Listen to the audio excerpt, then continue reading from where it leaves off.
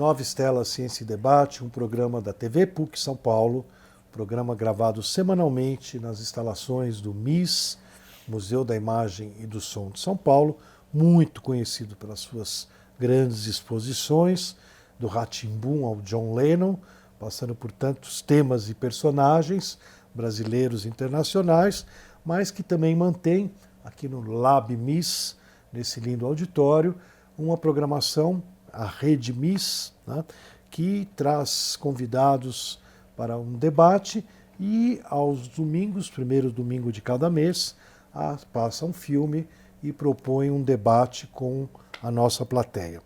A nossa convidada de hoje está dentro do que nós chamamos do Nova Estela Ex Libris, que trata do mundo do livro, mundo das letras, da literatura. Assim, o Nova Estela não é só o mundo da ciência. É a querida Lígia Rivello, que já esteve conosco aqui no Nova Estela. Quem quiser procurar, vai no canal Nova Estela Ex Libris do YouTube e lá vai encontrar a outra entrevista com a Lígia sobre o querido Mário de Andrade. A Lígia é bacharel em letras, português e francês pela USP, realizou pesquisas já na iniciação científica, músicos, música e crítica musical francesa em Mário de Andrade, se licenciou, obteve a sua licenciatura em português e francês pela Faculdade de Educação. Ela é mestre em literatura brasileira, sua dissertação foi Os Mestres no Passado, Mário de Andrade lê os Parnasianos Brasileiros. Ela terminou em 2014 e, mais recentemente, ela se doutorou em literatura brasileira com a tese Sou Passadista, Confesso, Mário de Andrade, leitor dos Parnasianos brasileiros e franceses. Ambas as teses tiveram apoio as pesquisas tiveram apoio da FAPESP, a Fundação de Amparo à Pesquisa do Estado de São Paulo, e a professora Tele Ancona Lopes foi a orientadora dela, e segundo a banca, que eu tive a honra de assistir, né, é um trabalho extremamente original. A Lígia esteve, inclusive, fazendo parte da sua pesquisa em Paris, né, no Instituto de Textos e Manuscritos, Texte et Manuscrits, no ano de 2016, e eu convidei que ela voltasse aqui ao Nova Estela, porque depois dela falar muito para nós sobre quem foi essa figura Mário de Andrade, né? A gente tem o Oswald e o Mário de Andrade, né? Ela contou até os conflitos entre as duas grandes figuras. Eu gostaria que hoje a Lígia desse aí uma amostra para nós aí de que ela pesquisou, né? O que ela descobriu, porque, segundo a banca, muito distinta a banca lá na USP, ela tem realmente uma contribuição na nossa compreensão, na nossa visão da obra, da poesia do Mário de Andrade. Então, bem-vinda novamente ao Nova Estela, Ex Libris, e conta para nós aí o que você pesquisou, como você pesquisou e o que você achou nessa pesquisa. Obrigada. Então, a minha pesquisa, ela tem início, como você disse, há muito tempo, né? Eu estudo Mário de Andrade desde a iniciação, mas Mário de Andrade, leitor dos Parnasianos, desde o mestrado, que teve início em 2011. Quase 10 anos. Quase 10 anos. A professora Tele Ancona Lopes, minha orientadora, ela participou da catalogação e recolha do acervo do Mário de Andrade, da casa do escritor, para o Instituto de Estudos Brasileiros, na USP, né? Foi um processo que levou muitos anos, de 63 a 68, quando esse acervo que tomava a casa toda foi levado para o IEB, ali na USP. E desde então muitas pesquisas têm sido feitas a respeito desse material tão vasto, né? Que, como a gente já discutiu, abre muitas portas para diferentes pesquisas.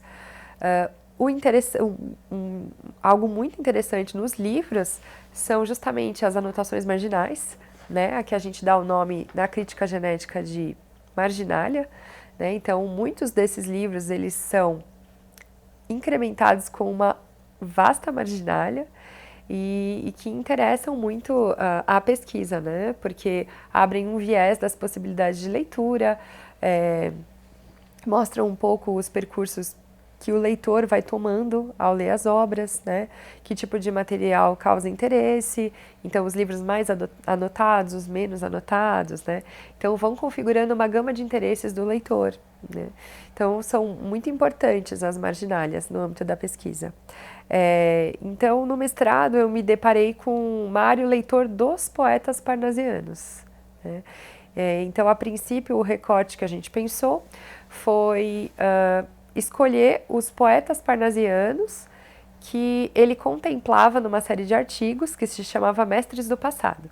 Mestres do Passado. É uma série de artigos, são 7 artigos que ele publica em sequência no Jornal do Comércio em 1921. Em São Paulo? Em São Paulo, em 1921. Então ele publica essa série de artigos, se eu não me engano, entre agosto e dezembro, no segundo semestre, 1921, e vai publicando essa série de artigos sobre 5 poetas parnasianos, os mais conhecidos, né, que são a Francisca Júlia, o Alberto de Oliveira, Raimundo Correia, o Olavo Bilac e o Vicente de Carvalho. A cada um ele dedica um artigo e faz uma introdução e uma conclusão, né? Então ele trata desses artigos ao mesmo tempo em que ele reconhece o valor, né, dos poetas, ele destrona os parnasianos e enterra o que ele chama de mestres do passado. Então, ao mesmo tempo que ele chama de mestres, porque reconhece o valor e a qualidade dos versos, ele diz que já é coisa do passado, que tem que ser enterrada, que é preciso uma arte nova, né? Que a arte precisa ser revisitada, reavaliada e que os modernistas estariam vindo para fazer esse papel, né? Estamos em 21, a semana de 22, Semana de Arte Moderna de 22, acontece em fevereiro de 1922 no Teatro Municipal. Então a gente está às portas de um preparo para um terreno de manifestações artísticas, vanguardistas, totalmente outro. Então, no mestrado eu escolhi esses 5 poetas e busquei o que Mário estava lendo deles, né? Mário leitor. Então eu encontrei 12 livros, ele tinha 12 livros desses 5 poetas, né? E os tipos de anotação, elas surpreendem, né? Porque aquele poeta que estava relegando ao passado os parnasianos, enquanto leitor, na verdade, estava valorizando a poesia. Interessado nas técnicas, interessado no tipo de construção, na adequação de tema com a forma.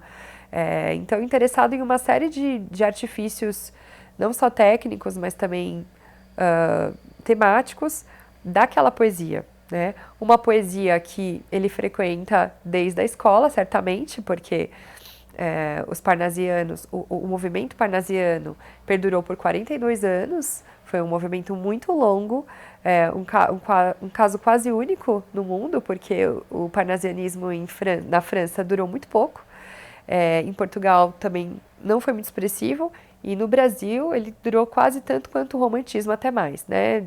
Se a gente calcular o período de início das obras, o romantismo teria tido um tempo de 40 anos e o parnasianismo cerca de uns 42. Então, um tempo expressivo. Ele termina com Mário de Andrade mesmo?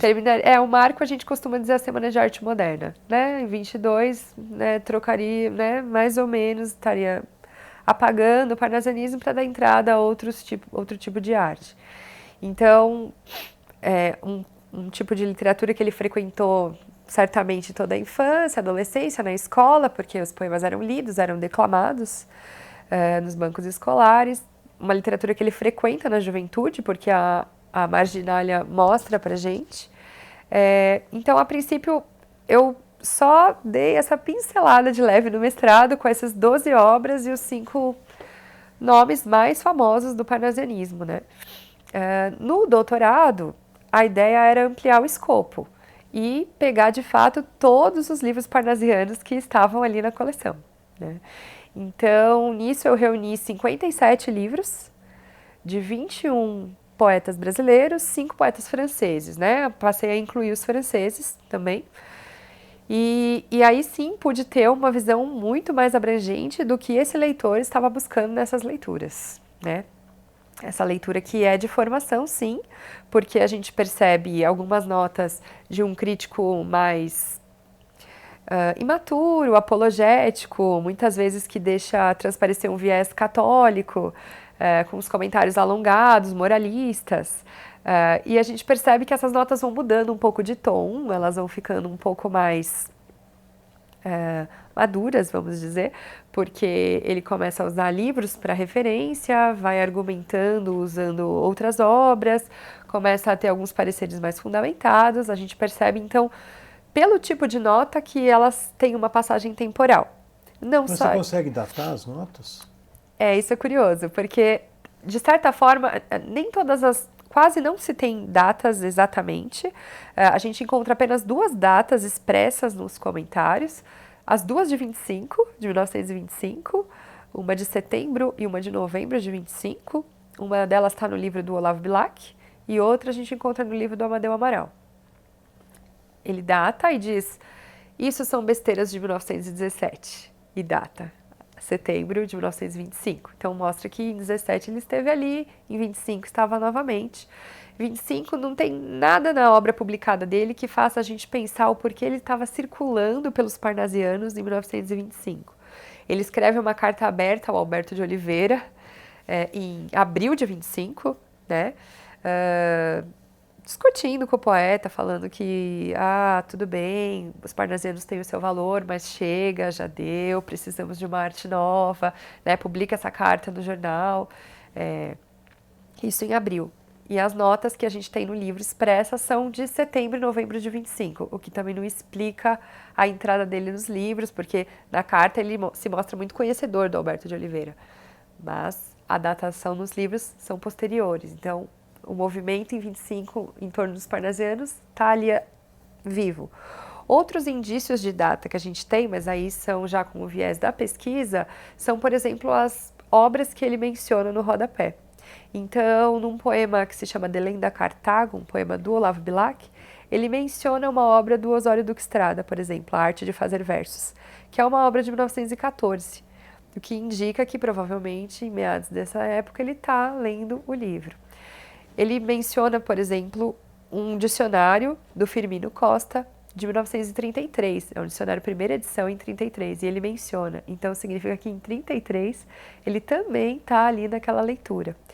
Isso surpreende quando a gente pega as notas, porque a gente percebe que passa muito o marco da Semana de 22. Então, a leitura dos parnasianos não está encerrada com a Semana de Arte Moderna. De certa forma... Ainda que ele declarou isso. Ainda que ele tenha declarado essa leitura... no fórum íntimo dos livros, das suas anotações, mostra que é uma leitura que perdura, né? Perdura na maturidade, é uma leitura com a qual ele dialoga o tempo todo, né? É, de fato, uma leitura que alimenta, assim, também os projetos, os tantos projetos que o Mário tem. E não pode ser relegada ao esquecimento.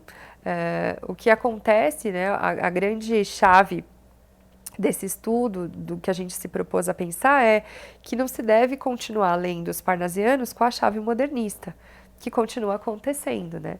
Em geral, a crítica tende a repetir as mesmas palavras dos modernistas nos manifestos, na Semana de 22, comprando, de certa forma, a ideia colocada num momento de manifesto, né? Sem avaliar e pesar com ponderação os poetas e as obras do parnasianismo por si só. Né? Acabam lendo os parnasianos em relação aos modernos, né? O que é uma leitura perigosa, né? Você fazer essa leitura em perspectiva. Então, perceber... Mas é um certo lado crítico do teu trabalho? Isso, seria esse o lado crítico, né? Quer dizer, existe uma parte do estudo literário que olhou para os parnasianos a partir do óculos do Oswald e da turma dele no 22. De uma forma geral, a leitura que é feita, ela é assim. E você dá nome a esses autores no teu trabalho? Dos autores que estudam o modernismo. Sim, em geral, a crítica, de uma maneira geral, ela não reconhece... Assim, o trabalho... O objetivo do trabalho não é, de fato, reconhecer valor nos parnasianos e agregar valor onde não existe. É, de fato, reconhecer que existem poemas muito bons, existem escritores de excelência, o tipo de técnica, a obra, tudo se configura é muito interessante e é muito expressivo para o campo literário brasileiro. Porque, por exemplo, é importante a gente entender o período que os parnasianos viveram e o que eles trouxeram, o que eles agregaram para o campo literário, como, por exemplo, a profissionalização do escritor, a criação da Academia Brasileira de Letras. Então, tudo isso feito nesse período parnasiano, nessa época, instituída por eles, eles como imortais, tendo como patronos os árcades, né, ou românticos. Então, essa ideia de profissionalização, de valorização do escritor, da figura do escritor, né? A gente tem eleições de príncipes dos poetas no jornal, com publicação de poesia, as sociedades de cultura artística, onde eles organizam palestras e conferências com apelo popular. Vendem muitos livros, a literatura é muito consumida na época do parnasianismo. Então, é um período muito rico, que deve ser estudado como ele merece ser estudado, né, por si só, e não em comparação ao modernismo, como acontece em geral. Assim, a gente vê sempre o parnasianismo sendo lido só por antologias, né, então aquelas poucas antologias que reúnem um pouco do parnasianismo com características estanques, como, por exemplo, os parnasianos são impassíveis, rigor formal, e como se fosse uma tabelinha de características dos parnasianos, sem aprofundar um olhar e perceber, por exemplo, ecos deles nos modernos, né? Talvez seja essa tentativa de uma geração anular a geração anterior e aproveitar a geração que vem antes, no caso, os modernos enaltecem os românticos, mas anulam os parnasianos. Mas a gente, como crítico, não pode ler na mesma chave, né? A gente tem que perceber o encadeamento literário que vai acontecendo, e acontece. Por exemplo, o Mário está muito interessado nos quadros descritivos parnasianos, na plasticidade que os poemas trazem. Né? Os parnasianos não são impassíveis. Talvez os parnasianos franceses eles tragam esse traço de impassibilidade na escrita, mas os brasileiros não. Os brasileiros eles estão muito embebidos pelos poetas românticos, e os parnasianos brasileiros eles trazem traços românticos ainda nos seus poemas, o que é muito interessante, porque é um outro tipo de sentimentalismo, não é o sentimentalismo romântico, mas é um sentimento, vamos dizer, tátil, visível, é um sentimento que eu consigo descrever, dimensionar, fazer comparação, diferente dos poemas românticos com sentimentos de arroubos, extravasamento. Então é uma poesia parnasiana toda visual, de imagens, de tentativa de descrição de quadros. É muito interessante de ser observada por si só, né? E tem eco, sim, no modernismo, né? Que, por exemplo, o Mário se interessa muito pelos finais prosaicos, as chaves de ouro quando são prosaicas. Explica isso. Os poemas parnasianos, eles têm os fechamentos sempre uma chave de ouro. Os dois últimos versos finais, eles fecham de uma maneira brilhante, digamos.